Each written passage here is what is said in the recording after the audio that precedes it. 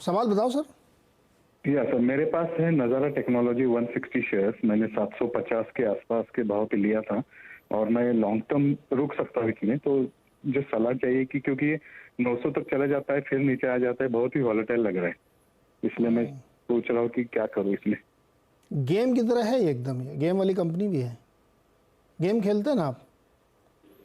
हाँ sir. Game खेलते हैं, गेम वीडियो गेम हाँ, गेम खेलता तो नहीं हूँ लेकिन इन्वेस्ट करके रखा है क्योंकि that is happening thing nowadays. नहीं, आपने कहा ना ये 900 तक जाके फिर नीचे आता है, तो सांप सीढ़ी टाइप का मामला इसमें बनता है। गावा सर, नज़ारा टेक्नोलॉजीज 750 में उन्होंने खरीदा है, 735 चल रहा है, ऊपर जाता है फिर नीचे आ जाता है, फिर ऊपर जाता है फिर नीचे आ जाता है। इसमें तो जीरोधा वाले दोस्तों ने भी खरीदा है काफ़ी। क्या लगता है आपको, नज़ारा में इनको रुकना चाहिए रमेश जी को? मुझे इसका नज़ारा का चार्ट स्ट्रक्चर वीक मिल रहा क्लियर। एक तो 1000 में रेजिस्टेंस है और जब लिस्टिंग हुआ लिस्टिंग के नीचे ट्रेड करा, ये एक नेगेटिव है। लिस्टिंग के ऊपर ट्रेड तो ठीक है, अब जिसने लिस्टिंग के बाद खरीदा वो तो आज दुखी है बेचारे। तो लिस्टिंग का प्राइस आता है तो वो बोलेंगे चलो निकल गया है, नो प्रॉफिट नो लॉस या मुद्दल में नुकसान करके निकल जाएंगे, तो वहां पर तो स्ट्रॉन्ग रेजिस्टेंस है और लिस्टिंग के नीचे ट्रेड करा है, ये साइन ऑफ वीकनेस है। तो आपको अगर मौका मिलता है, मुझे अगर मौका मिलता है तो मैं तो निकल जाता, जैसे ही आप बाउंस मिलता है मैं तो निकल जाता। बाउंस में निकल जाइएगा। अच्छा, मान लीजिए बेच दें, बाउंस मिल जाए, इनके भाव से ऊपर निकल गए, रमेश के निकल गए, तो कहाँ डालें फिर वो पैसा? वो पैसा बहुत स्ट्रॉन्ग है। आप सीएनबीसी आवाज देखिए, रोज देखिए, आपको बहुत अच्छे अच्छे विकल्प मिलेंगे। मैं प्रोमो नहीं कर रहा, प्लग नहीं कर रहा, लेकिन अब मुझे इतना कुछ ध्यान नहीं, लेकिन आप जब पैसा निकालिए उसके बाद जब पैसा हाथ में है उस दिन से आप लगातार 3 दिन देखिए सीएनबीसी आवाज और आपको बहुत अच्छे अच्छे स्टॉक मिलेंगे। ओके, तो राइस पे निकलना है और फिर आवाज़ तो खैर देखते रहते हैं रोज, वो देखना है, उसमें आपको आइडियाज़ मिलेंगे कि आपको कहाँ पैसे लगाने हैं। अगला सवाल भी लेता हूँ मैं, मयूर का, मुंबई से जुड़ रहे हैं हमारे साथ। मयूर जी, मयूर आपका नाम क्या है पूरा? मयूर रोम। रोम? रोम में बसा। क्या बगल से कोई बोल रहा रोमियो बोलो, ऐसा? नहीं कौन है बगल में, आपके दोस्त हैं क्या? नहीं, वो तो टीवी चल रहा है उससे। अच्छा, बताइए मयूर जी, क्या सवाल है आपका?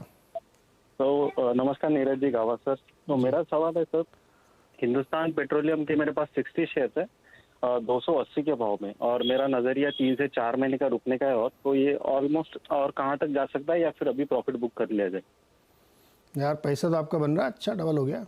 गावा सर, मुनाफा हो रहा है इनको तगड़ा, लेकिन ये कह रहे हैं कि और चाहिए, दिल मांगे मोर, 6 महीने और रुकें क्या?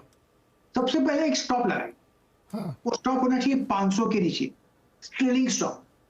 अब ट्रेड करा है 525, मतलब 25 रुपए का डिफरेंस है। हाँ। अब इसको ट्रेंड को राइड करना चाहिए। अगर 525 से 550 हो जाता है तो स्टॉप को लगाइए 525, डिफरेंस 25 ही रखिएगा। जब तक इसको जाता है जाने दीजिए, एक बार 25 कट हो गया आपका, आप निकल जाइएगा, तो आपका रिस्क 25 का ही है।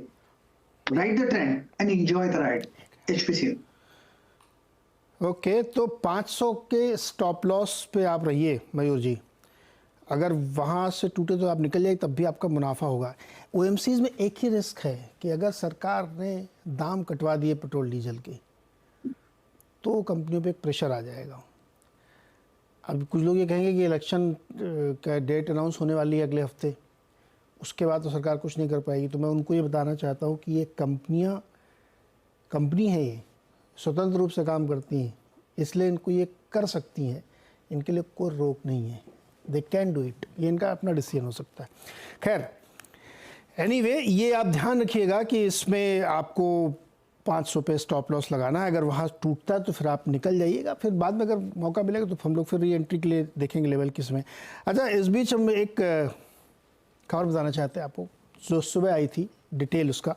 टाटा मोटर्स ने एक मेगा मर्जर प्लान का ऐलान किया है, जिसके तहत कंपनी अपने सीवी और पीवी यानी पैसेंजर और कमर्शियल व्हीकल को अलग अलग कर देगी और दोनों की फिर होगी लिस्टिंग।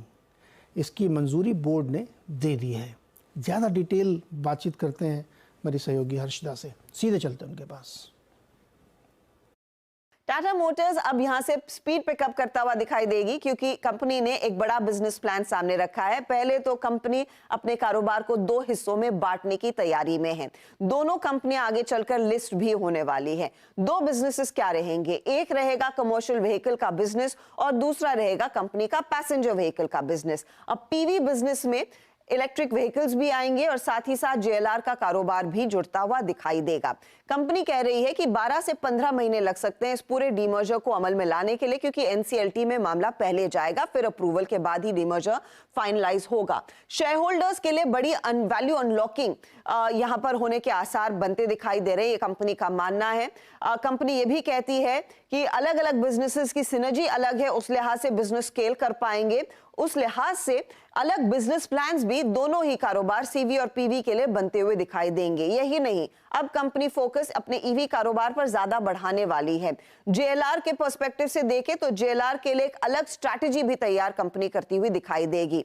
इस पूरे डीमर्जर पर कंपनी के चेयरमैन N चंद्रशेखर ने भी कहा है कि डीमर्जर से शेयर होल्डर्स की वैल्यू दरअसल बढ़ती हुई दिखाई देगी और आगे चलकर जब बिजनेस को एक्सपैंड करना है तो वो आसानी से होता हुआ दिखाई देगा। अब ब्रोकरेजेस की राय साफ है, कुछ को पसंद आ रहा है ये डीमर्जर। नोमरा 1067 का टारगेट दे रहा है, मॉर्गन स्टैनली, JP मॉर्गन हजार के ऊपर के टारगेट्स दे रहे हैं, इन्वेस्टेक कह रहा है 900 तक का टारगेट रहेगा। वैल्यू डिस्कवरी बड़े पैमाने पर इस डीमर्जर से आती हुई दिखाई देगी, लेकिन वैल्यूएशन में ज्यादा बदलाव होने के आसार नहीं है। तो टाटा मोटर्स की खबर में ध्यान रखिएगा, इसमें समय लगेगा 12-15 महीने, NCLT में जाएगा, लंबा प्रोसेस होता है ये सब कुछ, फिर वो आके रीलिस्ट होंगी, डीलिस्ट होंगी, ये सब चीज़ें काफ़ी चीज़ें होंगी, तो इसलिए एकदम कूद के कोई फैसला नहीं लेना है। स्टॉक 10% ऊपर खुला था और अब सिर्फ 5% बचा है, ये ध्यान रखिए, चूँकि स्टॉक में बहुत बड़ा रनअप आ चुका है पिछले 4-6 महीनों के दौरान। अच्छा गावा साहब, 2 सवाल और, एक नमन देवड़ा जी हैं, उन्होंने सवाल लिखे, एक तो जी एंटरप्राइजेज में और दूसरा है UPL में। जी के इनके पास 950 शेयर हैं, एवरेज प्राइस 260, और UPL के इनके पास 400 शेयर है, एवरेज प्राइस 566। क्या करना चाहिए इनको? जी से तो मुझे वीक लगता है, तो मुझे तो यहाँ पर जी में कुछ trade on the long side नजर नहीं आती। हाँ, ये 165 पार कर लेगा तो थोड़ा अपमूव मिलेगा, 175 180 एक ट्रेडिंग बैट है, तो इनको एक अपमूव का एडवांटेज लेकर निकल जाना चाहिए, क्योंकि बेसिक चार्ट स्ट्रक्चर जी का वीक है, तो इस स्टॉक में होना नहीं चाहिए। इनका जो एक इवेंट होने वाला है वो इवेंट होने दीजिए, उसके बाद जो करना है कर लीजिए, प्रीएम्प्ट मत कीजिएगा इवेंट को, तो आउट। नहीं, बट यूपीएल का स्टार्ट बढ़िया है। आज मैंने ये स्टॉक शायद क्विक सिग्नल्स में दिया था, अपमूव मिला, टारगेट 490 था, वो अचीव हो चुका, अपमूव ऑन है। 475 का कोई स्टॉप लगा चले और थोड़ा उसको राइड को प्ले करना चाहिए, तो फिर शायद 520-530 भी देखेंगे, लेकिन बाय मोड पर है और इंट्राडे में भी बाय सिग्नल जनरेट हुआ है यूपीएल में। ओके, यूपीएल में बाय मोड जनरेट हुआ है, होल्ड करिए। जी कमज़ोर लग रहा है अभी भी। अच्छा, if I am remembering correct, 12 मार्च को शायद NCLT में इनकी सुनवाई है उस मामले की, अभी वो झंझट चल ही रहा है सोनी वाला। कल एक बड़ी भारी खबर छपी थी कि 1000 करोड़ का एबिटा करेंगे, सब तमाम बातें चल रही हैं, लेकिन स्टॉक प्रेशर में और आपके भाव से तो बहुत नीचे है, तो वो बहुत दिक्कत कर रहा है। अच्छा, एक और सवाल लेते हैं, smithmoney.com, इन्होंने एक ट्विटर पर सवाल भेजा है, SBI के इनके पास 638 शेयर हैं 709 के भाव पे, can I hold it for long term? बिल्कुल होल्ड करना चाहिए, 777 पर ट्रेड करें, बढ़िया स्टॉक है। हमने पिछली बार किया था कि आपकी बार 700 पार हो गया, ये और भी ऊपर देखेंगे, 765 770 स्ट्रॉन्ग सपोर्ट जोन है, ट्रेड करा है 777 पर। इसमें बाय मोड पर है, वीकनेस नहीं है, डिप्स मिलती है, एब्जॉर्ब होती है, फिर एक अपमूव रिज्यूम होता है, तो इट्स होल्ड SBI होल्ड करिए। निर्भय तिवारी, और ये इन्होंने सुजलॉन एनर्जी के 1000 शेयर खरीदे हैं 47 रुपए पर, और अब इनका मन है कि एवरेज और कर लूं, मतलब और खरीद लूं क्या? देखिए, मुझे Suzlon from a long term perspective 5 साल के हिसाब से अच्छा लगता है। शॉर्ट टर्म में थोड़ी वीकनेस हो सकती है, थोड़ा डिप मिल सकता है, क्योंकि बहुत अच्छा दौड़ा है 10 रुपए से 50 रुपया, तो 50 रुपए पार करना है, फिर 100 जाना है, उसके लिए थोड़ा वक्त गुजरना पड़ेगा, तब जाके 50 पार होगा, इतना इजी पार नहीं होगा। वीक हैंड जब तक निकलेंगे नहीं और स्ट्रॉन्ग हैंड जब तक आएंगे नहीं, तो 50 पार नहीं करेगा, तो थोड़ा डिप का पॉसिबिलिटी है, लेकिन ये अगर 5 साल का नजरिया अच्छा है तो मेरे ख्याल से सुजलॉन ठीक है। 5 साल का नजरिया हो तो सुजलॉन में बाइंग की जा सकती है।